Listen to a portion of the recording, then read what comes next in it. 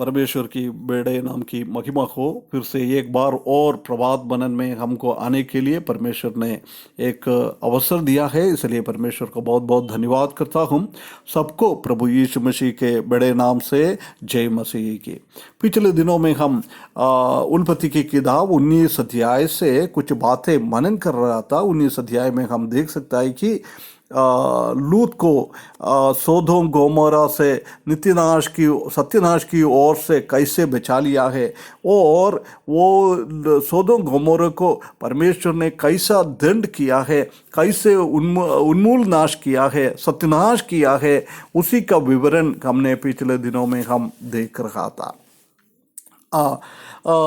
आज हम उसका 26 पद एक बार पढ़ेंगे। 26 पद में ऐसा लिखा है, लोत की पत्नी क्या कर दिया है, वो पीछे की ओर मुड़कर देखा है, वो एक नमक का खंभा बन गया है। ये एक बहुत खतरनाक एक स्थिति है। हम जानता है कि स्वर्गदूत ने लूत और उसको परिवार को उधर से बाहर करने के टाइम बहुत स्पेशल अलग से निर्देशन दिया था कि आप लोग पीछे की ओर मुड़ के ना देखे, आगे की ओर। पहले बोला था वो पहाड़ की ओर जाना है, परंतु उधर से उसने बोला था उधर तक हम नहीं पहुंच सकता है, दूसरा एक नगर में हम पहुंचेंगे। वो देखकर चलने का था। लूत ने और उसका बच्चों ने कर दिया है, परंतु ये मिसेस लोत का पत्नी वो सबसे पीछे थे। उसने क्या कर दिया है, पीछे की ओर देख लिया है। जब परमेश्वर का क्रोध उसी के ऊपर भड़क गया है, वो एक नमक की खंभा में बदल गया है। प्रिय भाइयों बहनों, ये बिल्कुल ध्यान देने की एक बात है। परमेश्वर का वचन को हम आज्ञाकारिता ना करता है, बिल्कुल परमेश्वर का क्रोध मनुष्यों के ऊपर आ जाएगा। किसने उद्धार नहीं पाया है, उन लोग वो श्वेत सिंहासन के सामने जाकर परमेश्वर ने सबको न्याय करने के बाद आग की झील में, नरक के अंदर भेजेगा। किसने उद्धार पाया, उसके बाद भी वो पाप करते गया, कुछ गड़बड़ करते गया है। जब उसी के लिए भी जब प्रभु यीशु मसीह आएगा, उसके बाद क्या करता है, हम उसका न्याय के सिंहासन के सामने खड़ा हो जाएगा। जब हमने क्या क्या किया है, भलाइयों बुराइयों सबको हिसाब देना पड़ेगा। इस दुनिया से ही परमेश्वर उसी के विरुद्ध में काम करता है। प्रिय भाइयों बहनों, सतर्क रहे। ऐसी एक अवस्था हमारे जीवन में ना होए, ये परमेश्वर हमसे चाहता है। हम फिलिपियों की पत्री 3 अध्याय उसका 14 पद में हम देख सकते हैं कि पौलुस ऐसी बता रहा है कि मैं ये करता हूँ, पीछे की सब चीजें भूल जाता हूँ, आगे की ओर, लक्ष्य की ओर मैंने देखते हुए मेरा दौड़ को मैं पूरी करता हूँ। ये परमेश्वर हमसे चाहता है। हमारे पीछे की ओर हमको देखने का नहीं है, हमने क्या किया है, बुराई किया, भलाई किया, कुछ भी किया, उसी के बारे में सोचने का कुछ जरूर नहीं है। वो सोचने से कुछ नहीं होता है, वो तो इतिहास बन गया है। अभी हमारे पास एक ही काम है, हम लक्ष्य की ओर हमको देखना है। प्रभु ने हमको स्वर्ग से बुलाया, स्वर्ग की ओर जाने के लिए हमको बुलाया।